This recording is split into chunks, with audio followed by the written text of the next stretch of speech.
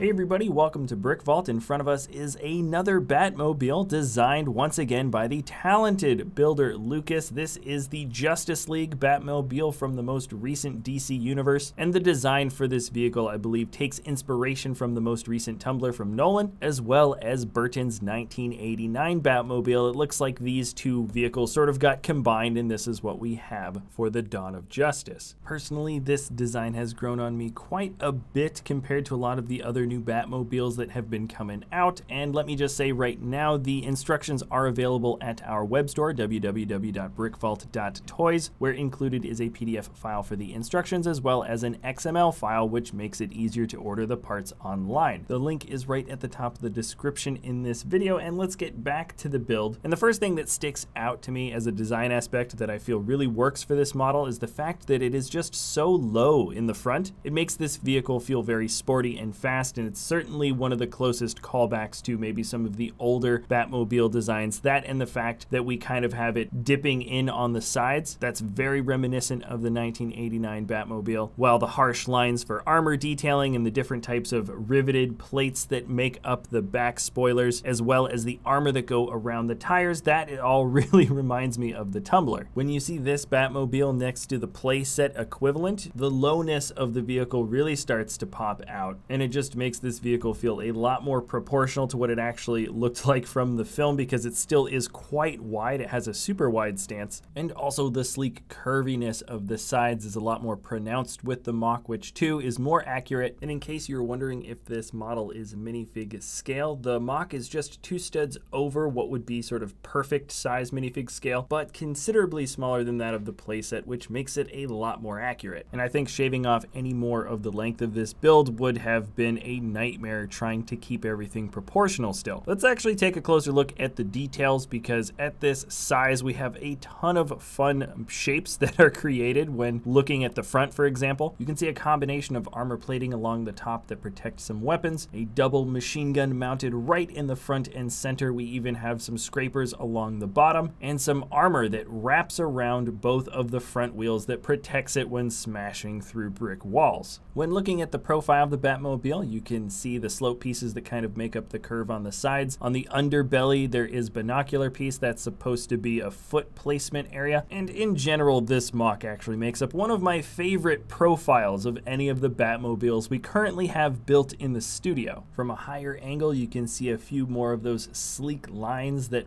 work upwards towards the back and match up with some of those wedge pieces and the tiles that make up those sort of odd fins. That's very similar to what the Tumbler had, but in how the Tumbler sort of rounded off towards the back and made the build feel a little bit more contained, like a beetle or something. This is shaped like a dart, and in the back there's a relatively small cavity that has some nice smoothed over tile detailing, but no flashy jet protrusion that sticks out the back like we saw in Batman Forever. When it comes to functions, basically we have the interior. There's a few tile pieces that show some controls. Batman fits in by essentially just laying down. There's no way to get this guy in otherwise. This is such a low build that you kind of have to set it up this way. And then you fit the halves of the Batmobile cockpit piece along with a roof. This is the same Batmobile side panels that were used from the set, but once again just repurposed in a much more low and sleek manner. Now, when it comes to handling the model, like always, it feels pretty solid.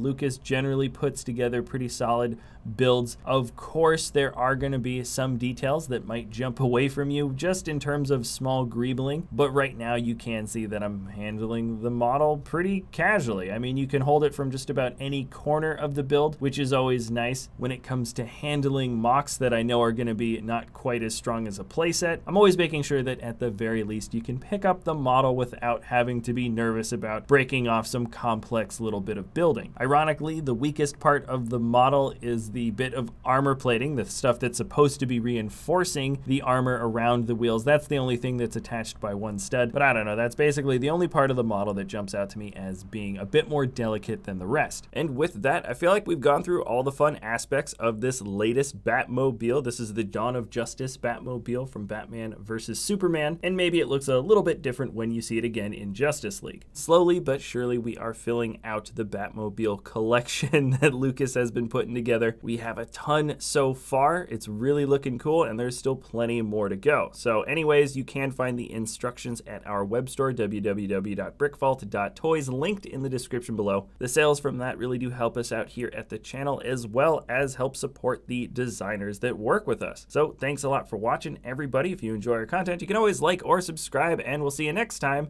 at BrickVault.